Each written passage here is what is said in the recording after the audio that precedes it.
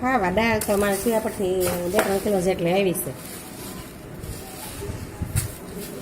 પલાળીને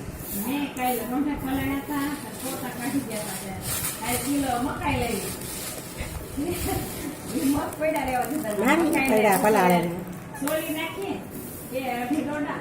પછી ટમેટો કાઢ્યું એમાં 2 અને કાંદો કાઢ્યો થોડી કોબી નાખી બેર કરી મેથીનો મસાલો આચાર હા આસા મસાલો નાખી મસાલો નાખી હા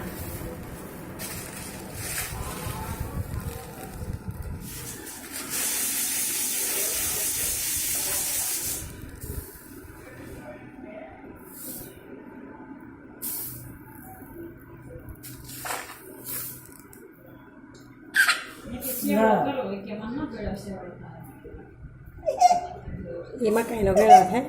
હા